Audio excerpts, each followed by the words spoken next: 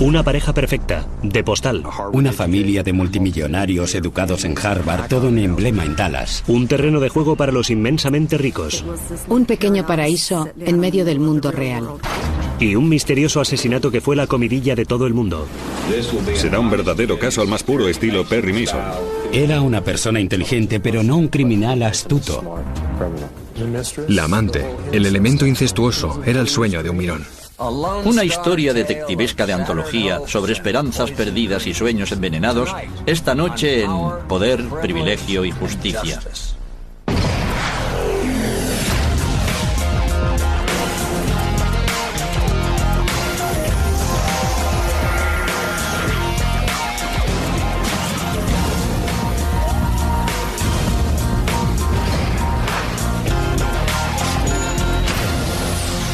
Crímenes imperfectos, ricos y famosos, rastros de maldad.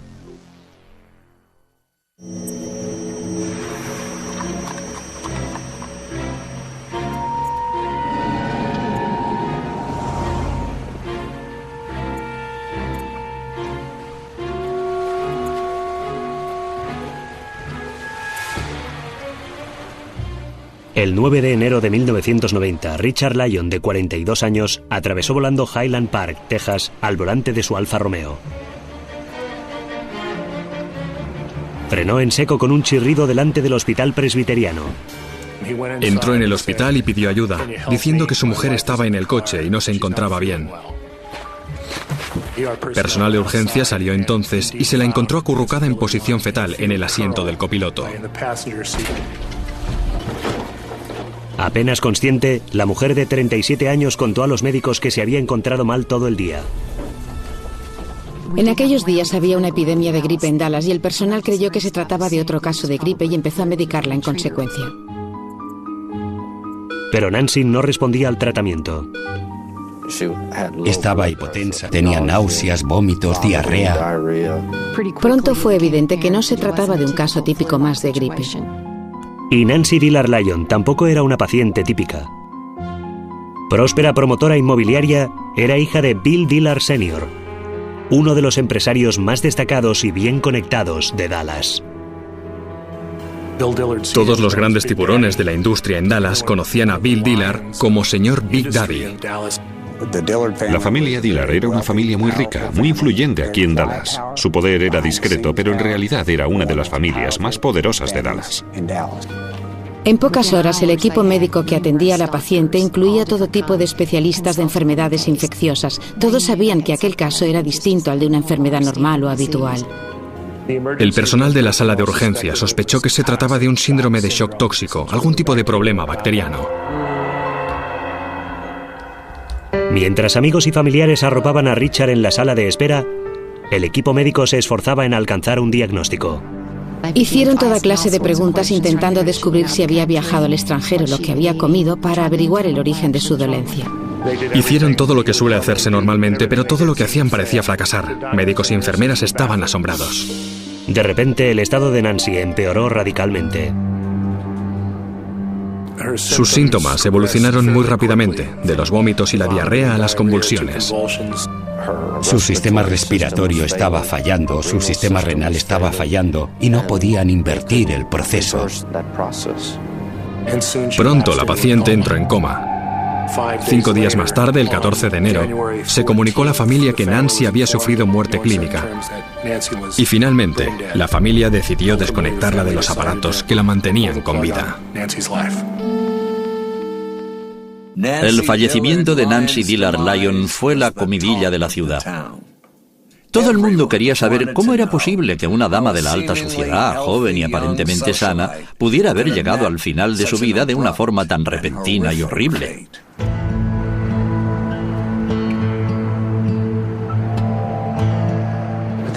Creo que fue un impacto tremendo. El funeral fue un acto multitudinario. Estaba abarrotado de gente. Todo el mundo lloraba la muerte de Nancy. La reacción inicial fue de pura consternación. Muy pocos sospechaban que se tratara de algo más que una muerte trágica a causa de un extraño problema bacteriano.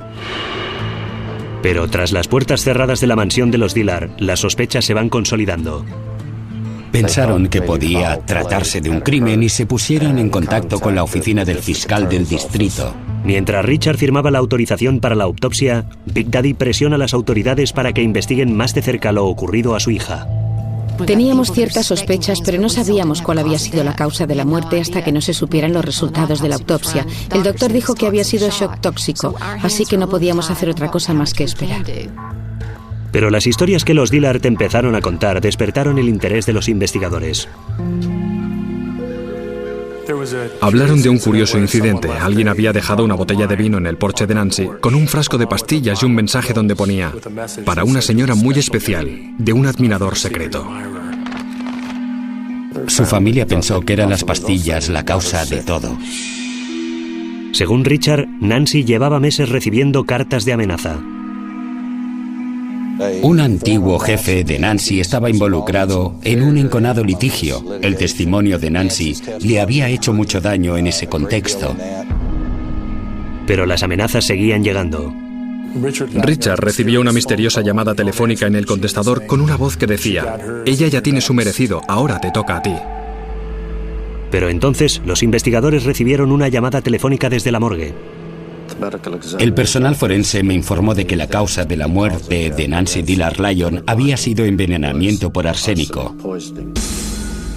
Los informes toxicológicos demostraron que Nancy presentaba una cantidad de arsénico 100 veces mayor de lo normal en su cuerpo. Después de los resultados de la autopsia, aquello se convirtió en un caso de asesinato. Hubo un tiempo en el que el arsénico se conocía como el rey de los venenos y el veneno de los reyes. El arma ideal para liquidar a un enemigo sin llamar la atención. Ahora se había cobrado la vida de la princesa de Park Cities, pero ¿quién era el culpable?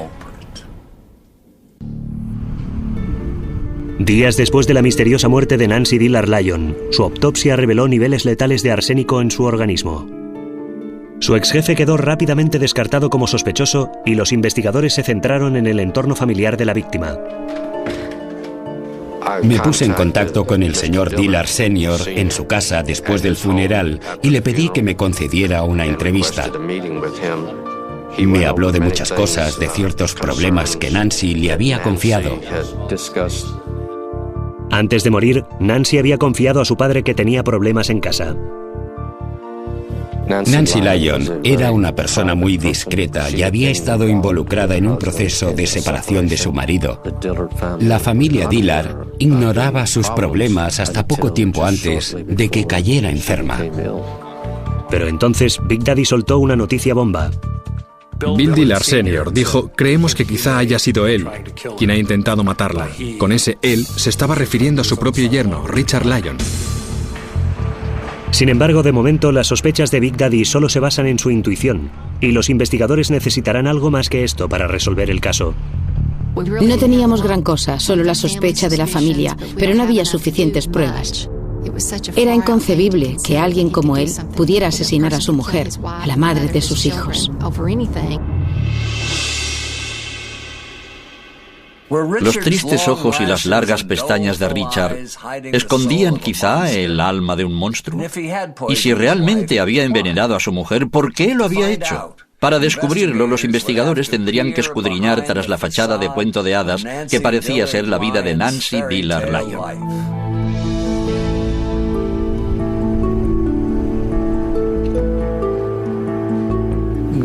Nancy Dillard era la pequeña de 4 hijos. Considerada en su juventud como una chica bonita y tímida, muy estudiosa, muy lista, ambiciosa y en este sentido, digna hija de su padre. Nancy tuvo una infancia de niña rica. Estudió en el instituto de Highland Park. Ni ella ni sus hermanos carecieron nunca de nada. Mientras casi todos sus amigos eligieron grandes universidades tejanas, Nancy prefirió ir a Hollins, un prestigioso colegio femenino en Virginia. Unos años más tarde, Nancy descubrió su vocación en la arquitectura paisajística y el diseño. Le aconsejaron que se matriculara en la Escuela de Diseño de la Universidad de Harvard. Allí, sentado en una de sus clases, conoció a un joven de Connecticut llamado Richard Lyon. Richard no venía, por supuesto, de una familia de pobres, pero no era tan rica ni muchísimo menos como la de Nancy Lyon. Su padre era un agente de seguros con 5 hijos y un salario modesto. Era una típica familia esforzada de clase media. A pesar de su procedencia tan distinta, Nancy y Richard se enamoraron rápidamente. Siempre iban juntos. Él era más tranquilo, mientras que ella tenía más personalidad. Era la que tenía más energía de los dos. En cuanto a su educación, estaban igualados, solían estudiar juntos. Él aprendió a copiar su caligrafía y ella la de él. Y ella le hizo algunos de los exámenes de fin de curso. Y cuando estaban en un curso de posgrado, decidieron que iban a casarse. Tras una espléndida boda, la pareja se instaló en Park Cities. A cualquiera que le preguntes en Dallas dónde vive la gente más rica y poderosa, siempre te contestará que en Park Cities. La zona de Park City se conoce en Dallas como La Burbuja. Es una especie de club de campo muy exclusivo, donde vive gente de mucho dinero o que quiere tenerlo. La pareja decidió ir a vivir a Dallas por iniciativa sobre todo de Richard.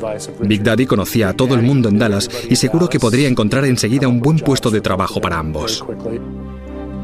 Como un yankee de Connecticut en la corte de Big Daddy, no habría sido de extrañar que a Richard le costara integrarse. Pero los Dillard tuvieron la agradable sorpresa de ver que su yerno estaba allí, como dicen en Texas, como una ardilla de tierra en terreno blando. Dejó atrás a los Lyons y se convirtió en un Dillard. Se adaptó realmente muy bien. El dinero, la influencia, el apellido que te abre todas las puertas, y encajó perfectamente en el ambiente. A decir de todos, de recién casados eran la típica parejita yuppie de Park Cities. Estaban muy enamorados y eran muy felices. Nancy trabajaba para Trammell Crow, el Donald Trump de Texas, un gran promotor, y ella era muy conocida en su vida profesional. Pero a pesar de sus 2 salarios, la pareja siempre parecía estar con el agua al cuello, económicamente hablando. En realidad no tenían grandes bienes. Su casa estaba muy hipotecada y se habían comprado un Alfa Romeo con una tarjeta de crédito. Por suerte, siempre había alguien dispuesto a echarles una mano. El padre de Nancy, Big Daddy, era quien de alguna forma les estaba manteniendo mes a mes, pagando todas sus cuentas. Ella hacía todo lo posible para que su matrimonio fuera perfecto, sus hijos fueran perfectos, su trabajo fuera perfecto. Además, intentaba siempre complacer a sus padres, sobre todo a su padre. Pero como los investigadores descubrieron pronto, mientras Nancy intentaba mantener las apariencias, su matrimonio de cuento de hadas empezaba a resquebrajarse. La vida de Nancy y Richard empezó a cambiar a finales de los 80. Richard trabajaba como director de un proyecto de construcción en Houston, por lo que se ausentaba a menudo de su casa. Frecuentemente viajaba con otra directora de proyecto, una joven llamada Tammy. Durante uno de sus viajes a Houston, iniciaron una relación amorosa. De todas formas, Richard seguía comprometido con Nancy y aceptó mudarse a un apartamento mientras la pareja intentaba solucionar sus problemas. Ella le quería. Había planificado toda su vida formar con él la familia perfecta. Quería que sus hijos crecieran con su padre. Amigos de la pareja contaron a los investigadores que en diciembre la pareja se había reconciliado y Richard se había trasladado de nuevo a La Burbuja. Al parecer, habían superado todos sus problemas. El señor Dillard me confesó que Richard gustaba a toda la familia. Nancy se había casado con él. Era el padre de sus nietos y volvieron a aceptarle en el seno de la familia Dillard. Pasaron las Navidades juntos en Connecticut, pero su feliz reconciliación no duraría mucho. Poco más de una semana más tarde, Nancy fue ingresada en el hospital y no regresó nunca más a casa. En los días posteriores a la muerte de su hija, Big Daddy se vio asaltado por graves dudas sobre Richard, pero no disponía de prueba alguna para sustentar sus sospechas. Había 2 interpretaciones sobre la pareja de Nancy y Richard. Una de ellas era la de una pareja feliz, padres de 2 hijas, adoradas por toda la familia y todos los amigos. La otra, la de una pareja con problemas para mantener su matrimonio, pero en todo eso no había ninguna prueba de haberse cometido un asesinato. Pero en el hospital, los investigadores advirtieron que Richard se comportaba de una forma bastante sospechosa mientras su esposa agonizaba. Nunca se sabe cómo reaccionará uno en una situación así. Las enfermeras y los médicos nos dijeron que aquello parecía ser más bien un acontecimiento social para él. No se comportó en ningún momento como un esposo preocupado con la mujer en cuidados intensivos y al borde de la muerte. Parecía demasiado tranquilo, demasiado sereno para aquel tipo de incidente. Luego la policía interrogó a la antigua amante de Richard y descubrieron para su sorpresa que, según ella, la aventura no se había terminado, ni mucho menos. Hablaba con su amante mientras Nancy se moría en el hospital. Tammy Ann, joven, rubia y con ojos azules, contó a la policía que Richard y ella habían estado juntos antes y después de la muerte de Nancy. Richard derrochaba el dinero como un marinero borracho, siempre que se tratara de Tammy. Le compraba regalos. Le compró un reloj de $4.500. Le compró un caro abrigo de cuero. Se la llevaba de viaje a las montañas del Colorado o a Taos, Nuevo México. Una semana antes de que Nancy ingresara en el hospital, Richard contó a Tammy que su mujer se estaba muriendo. Richard había dicho a su amante cuando se había ido a pasar las Navidades a Connecticut con Nancy que se llevaba a su mujer en un hospital de allí para tratarla de una enfermedad de la sangre incurable que la estaba matando. La familia de Nancy se indignó y en la comisaría todo el mundo se quedó también boquiabierto. La policía tenía por fin un posible móvil para el asesinato, pero aparte del comportamiento de Richard, muy poco propio de un buen marido, no tenían gran cosa para seguir investigando. Era distinto de casi todos los casos de asesinato. Sabíamos que no encontraríamos nunca un testigo presencial. La elección del arma homicida era el único factor destacado en esta investigación. No buscábamos una pistola, ni una navaja, ni un garrote. Estaba buscando pruebas de que Richard Lyon había envenenado a su esposa. Pero este tipo de prueba irrefutable todavía no estaba al alcance de los investigadores. Sin testigos ni restos de arsénico en el hogar de los Lyon, Richard podía quizá quedar impune del crimen perfecto.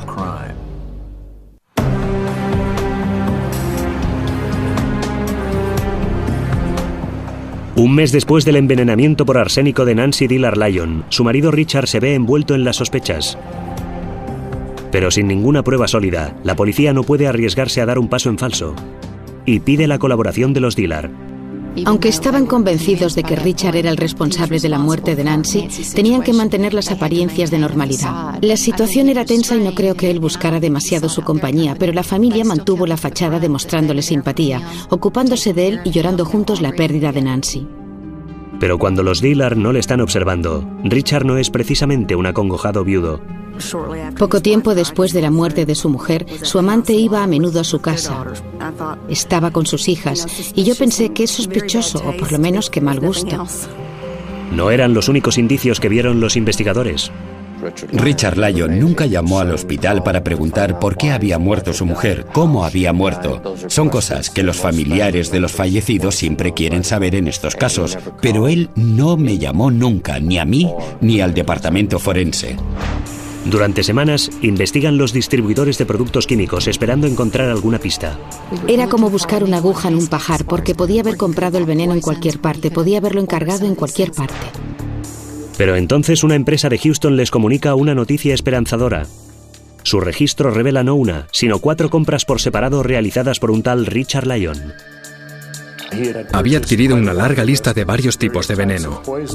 Richard Lyon había empezado a comprar productos químicos en enero de 1990 y la última adquisición había sido el 27 de noviembre de 1990.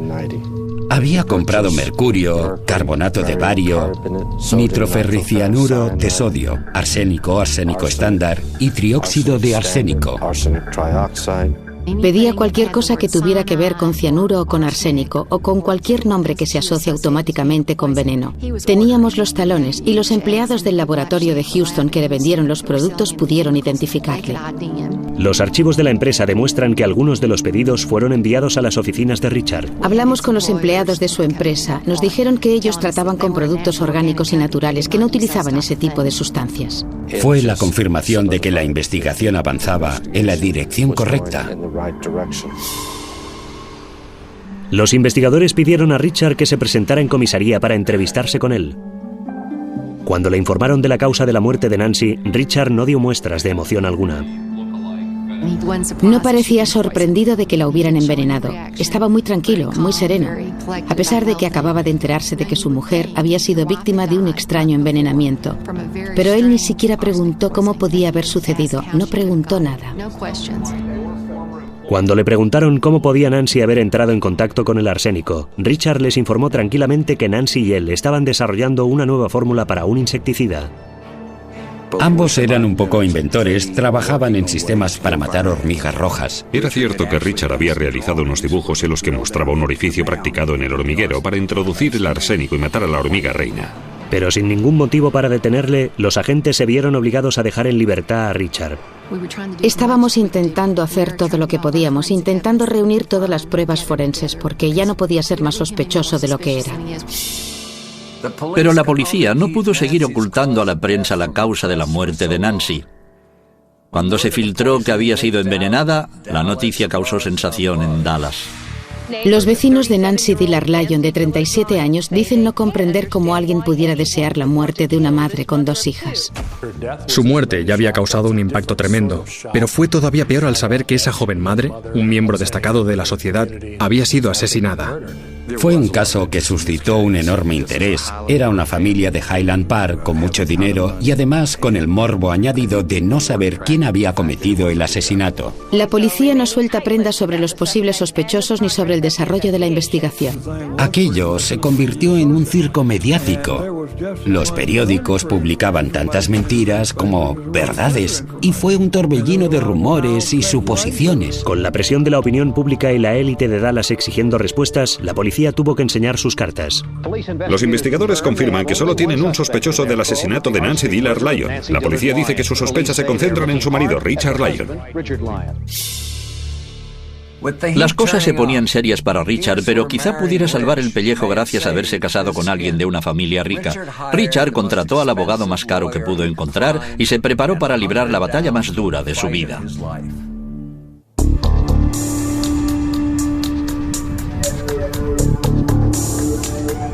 Días después de que la policía diera el nombre de Richard Lyon como principal sospechoso, su abogado defensor recién contratado convocó una conferencia de prensa.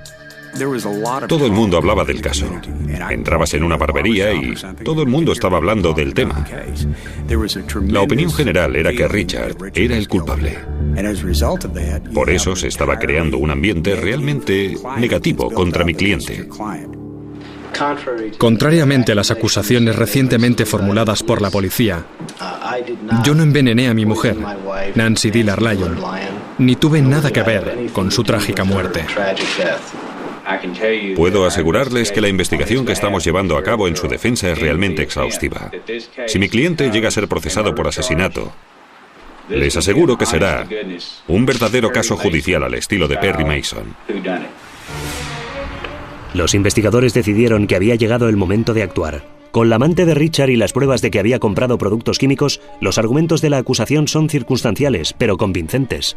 Sabíamos que nunca obtendríamos una confesión de culpabilidad por parte de Richard. Sabíamos que no encontraríamos nunca a alguien que dijera le vimos hacerlo, y decidimos que teníamos suficientes pruebas.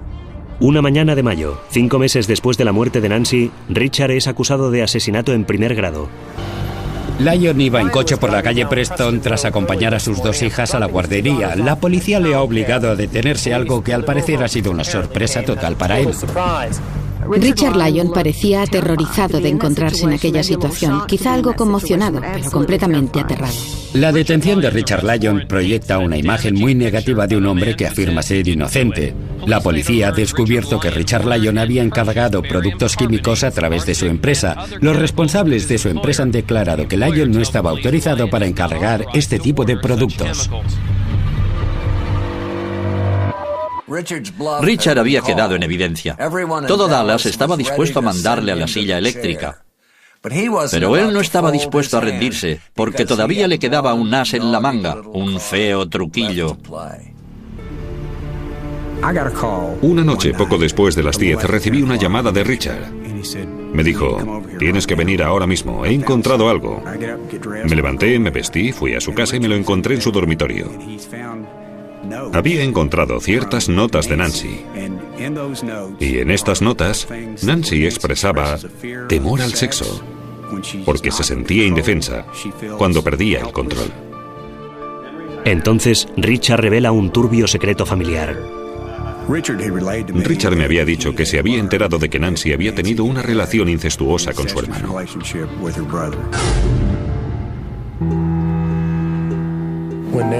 Cuando Nancy Lyon tenía 11 años y su hermano Bill Dillard Jr. tenía 13, su madre les pilló practicando el sexo. Se quedó horrorizada. La reacción de la familia, aparte de mandar a Bill a un internado, fue aparentemente nula. Creo que es algo que Nancy no superó en toda su vida. De hecho, cuando Richard inició su relación extramatrimonial, Nancy se culpó en parte a sí misma. En el año anterior a su muerte, las viejas heridas habían reaparecido de nuevo. Su padre, Big Daddy, insistió en que sus hijos solo habían estado jugando a médicos, que aquello había sido perfectamente normal. Nancy sabía que no era perfectamente normal, ni muchísimo menos. Era una joven con muchos problemas internos. ¿Se opinó que estaba desesperada? Estoy seguro de que sí. Richard era el primer hombre de su vida, el primero a quien quería y en quien confiaba, y cuando él empezó a hablar de divorciarse, debió ser algo muy traumático. Richard contó a sus abogados que durante su separación de Nancy había observado que su mujer había recibido un ramo de flores. Nancy le dijo que las flores las había mandado a la escuela donde estaban apuntadas las niñas. Richard leyó la tarjeta y ponía algo así como: sentimos tanto que su marido le trate de esta forma. Investigamos la procedencia de las flores y descubrimos que Nancy se las había enviado a ella misma. ¿Era también el caso en cuanto a la botella de vino y las pastillas que Nancy había supuestamente encontrado delante de su puerta? Nancy dijo que había encontrado una botella de vino en el porche delantero de su dúplex y que se la había bebido, aunque estuviera ya descorchada. Vale, vamos a dar marcha atrás. Es una mujer inteligente que ha estudiado en Harvard. Encuentra una botella de vino delante de su puerta y se lo bebe. Encima, con un gesto muy dramático y teatral, le dio luego la botella a la niñera y le dijo: si me sucede algo, por favor, entrégasela a las autoridades. La defensa también se enteró de que Nancy se había dirigido al hospital varias veces antes de su visita final. Estoy seguro de que varias de las visitas que realizó al hospital eran por motivos inventados. Nunca se pudo diagnosticar lo que le sucedía, pero era una forma eficaz de llamar la atención de su marido, que cada vez corría al lado de su cama. La revelación más sorprendente, sin embargo, la hizo el experto en toxicología del equipo de la defensa. Le mandé muestras de su cabello, de sus uñas y su sangre para un análisis rutinario. Pero los resultados fueron realmente extraños. En un caso de envenenamiento con arsénico, el nivel de veneno en el pelo y las uñas debería ser aproximadamente el mismo. Pero en este caso, la cantidad de arsénico en las uñas de Nancy era 5 veces mayor que la de su pelo. La única explicación forense era que Nancy había tocado el arsénico directamente con las manos. Los resultados también demostraron que las dosis más altas de arsénico habían sido ingeridas 3 semanas antes del fallecimiento de Nancy y el día que ingresó en el hospital. La acusación solo podía demostrar que Richard había manejado el arsénico 7 días antes del ingreso de Nancy. Por lo tanto, la conclusión era que Nancy debía haber ingerido el arsénico voluntariamente. La estrategia defensiva que consiste en culpar a la víctima suele darme náuseas, pero había que admitir que los argumentos de Guthrie eran perfectamente válidos. Dallas se encontraba con un crimen que pasaría a la historia y la gente estaba ansiosa de conocer todos los detalles y el desenlace de todo aquel asunto.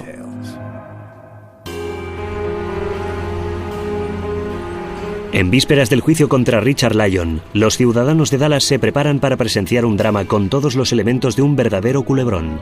Una familia muy conocida, una pareja de universitarios de Harvard que vivía en Park Cities.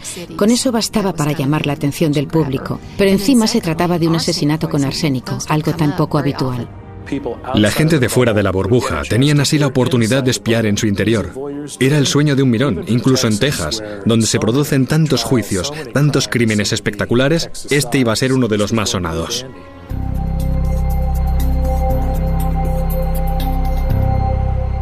Cuando se inició el juicio, la fiscalía confiaba en que el jurado fuera capaz de atar cabos. Me hubiera encantado ser capaz de trazar todo el recorrido, desde que encargó los productos químicos hasta que los obtuvo y hasta la boca de su víctima. Pero yo sabía que teníamos razón. Sabíamos que el culpable era él. Las pruebas físicas demostraban sin lugar a dudas que la mujer había sido envenenada. Pruebas de que Richard Lyon había comprado el veneno. Pruebas de su relación extramatrimonial. Creo que todo el mundo estaba convencido de que la acusación ganaría el proceso. Pero la defensa de Richard intentaba socavar los argumentos circunstanciales de la acusación popular. Hay que tener en cuenta de que ese tipo había ido a Harvard. Era un tipo inteligente. Y según la teoría de la acusación, se propone asesinar a su mujer envenenándola con arsénico. ¿De veras puede alguien creer que un tipo así comprará arsénico bajo su propio nombre para que se lo manden a su empresa? Creo que es importante recordar que fue Richard quien insistió en llevar a Nancy al hospital. Siempre me pareció raro que alguien envenenara a su mujer y luego se la llevara al hospital.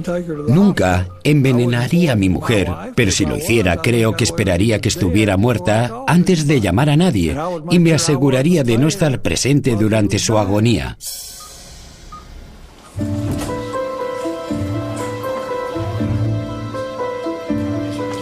Cuando empiezan a presentarse las conclusiones provisionales, la sala del tribunal está atestada de espectadores.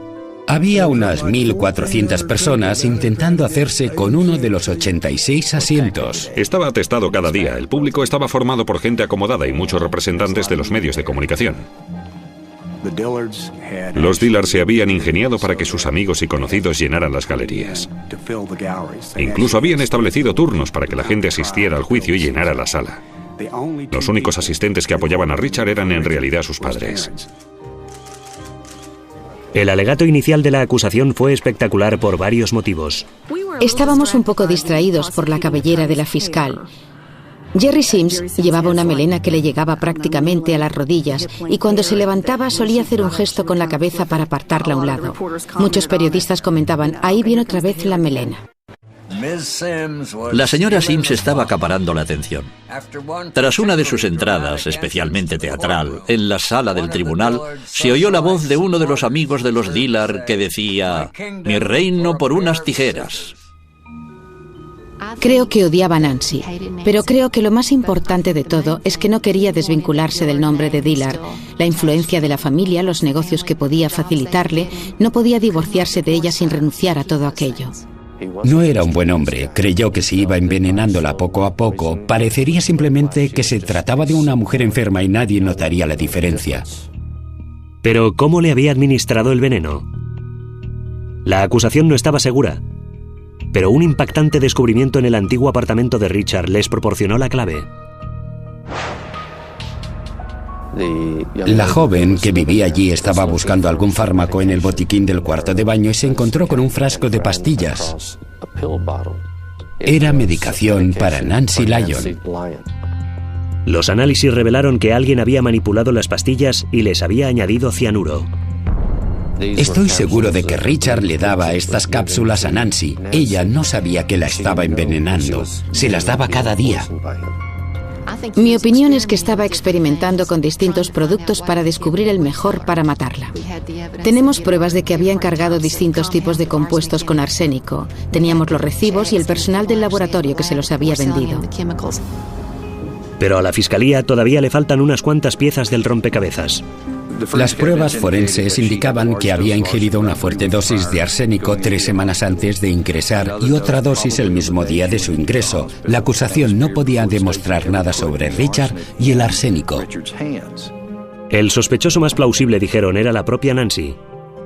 La defensa trazó el perfil de una mujer desesperada, luchando con las dolorosas cicatrices del incesto. Por supuesto, Nancy era una persona con muchos problemas. Su marido se acostaba con otra mujer. Estaba al borde del divorcio.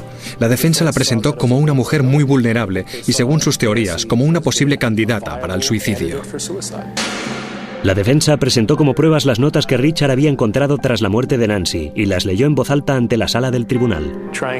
Me he esforzado tanto en conseguir la familia perfecta, siempre ocupada, frustrada, ansiosa, exigente, controladora. Demasiado perfeccionista. Eso daña mi vida familiar.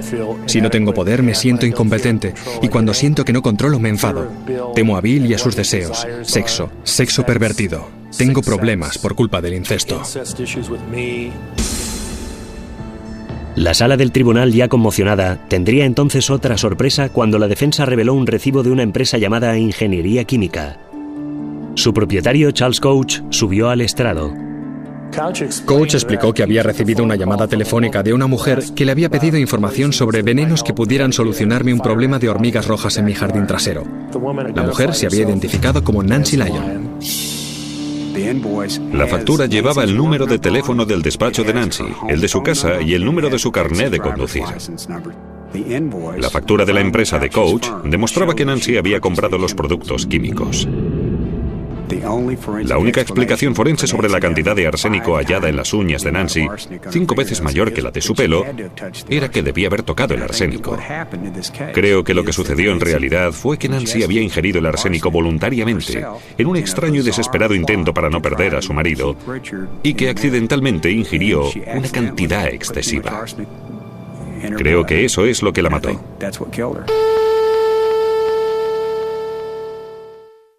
El abogado de Richard había cumplido su promesa. Aquel juicio era realmente como un episodio de Perry Mason. Pero todavía se produciría un giro más increíble en esta historia tejana. En los últimos días de testimonios, la fiscalía intentó rebatir la afirmación de la defensa, según la cual Nancy Dillard Lyon se había envenenado a sí misma. Investigamos todas las posibilidades. Quizá se lo había hecho ella misma, quizá hubiera ingerido el veneno por accidente. Lo primero que nos dijeron los médicos fue que es imposible que alguien utilice arsénico para suicidarse. Los dolores son horribles, los órganos se colapsan durante mucho tiempo. El médico forense dijo que nadie se sometería a tamaño tormento voluntariamente. Pero la acusación también tenía que explicar los altos niveles de arsénico en las uñas de Nancy. Mi explicación, y los médicos parecían darme la razón, fue que al vomitar, si tenías arsénico en el estómago, el vómito podía entrar en contacto con las manos y así se explicarían los altos niveles de arsénico en las uñas. La fiscalía llamó entonces a declarar a un experto en grafología para que analizara las notas de Nancy. La letra de Nancy parecía ligeramente distinta de las últimas notas sobre el incesto y el resto de notas y anotaciones en la misma página. Nancy y Richard habían estudiado juntos su curso de posgrado y habían aprendido a copiarse la letra mutuamente. Si comparabas las dos escrituras, la de él y la de ella eran prácticamente iguales. El grafólogo del FBI dijo que podía afirmar sin lugar a dudas de que no se trataba de su letra, de que las anotaciones eran falsas. Dijo estar completamente seguro de que aquellas anotaciones sobre el incesto habían sido realizadas por la mano de Richard Lyon. Luego la fiscalía asestaría el golpe definitivo. Charles Couch volvió a subir al estrado y contó al jurado que la factura escrita a máquina no pertenecía a su empresa.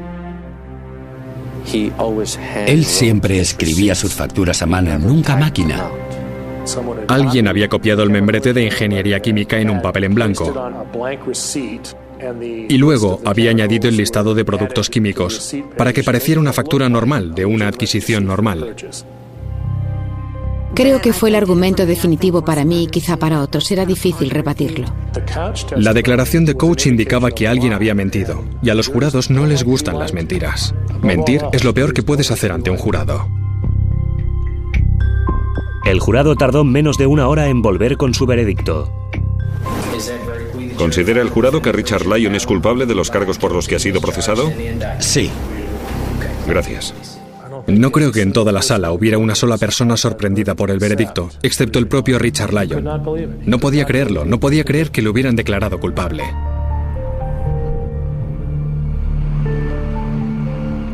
Tres semanas más tarde, el juez selló su destino. Empecé a recibir muchas cartas, casi todas pedían un castigo ejemplar. Empecé a pensar, ¿cómo es posible que alguien compre arsénico y se lo administre progresivamente a su mujer? La madre de tus hijos. Por mucho que la odies, por mucho que quieras estar con otra, hay otras opciones, como el divorcio. Y empecé a pensar que aquel tipo se merecía un castigo realmente severo.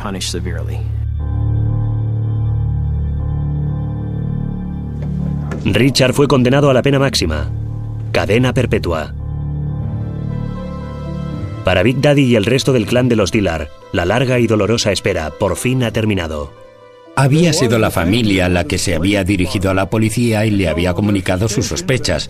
Si no, no se habría realizado la autopsia del cadáver y nadie sabría que había sido envenenada. Tienen amigos muy poderosos y, por supuesto, cantidad de dinero. Y creo que estaban mejor capacitados para exigir justicia para su hija que otra gente sin tantos medios como ellos. Más de una década después, los abogados de Richard siguen defendiéndole.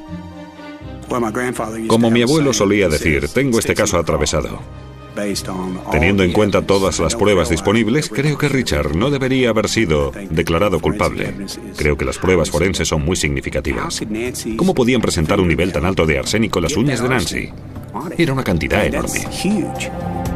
Cuando fui a ver al señor Coates, ambos estuvimos mirando la factura y no dijo que pudiera ser falsa. Estoy convencido de que el señor Coates pensó que quizá tendría problemas por haber vendido aquellos productos y que lo mejor que podía hacer era testificar a favor de la fiscalía.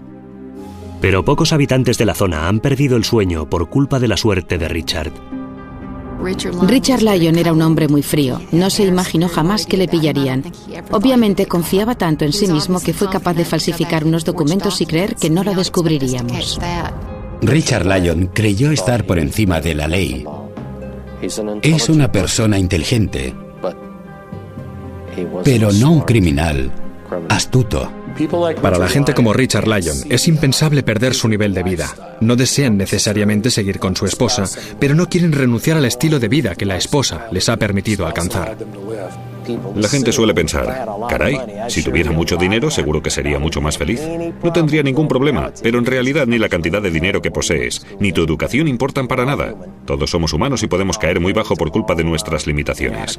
Y eso es algo realmente cierto en este caso. De los numerosos métodos existentes para cometer un asesinato, el envenenamiento requiere un corazón especialmente duro. Richard Lyon fue capaz de contemplar cómo una persona que antaño había amado moría de una lenta y dolorosa muerte.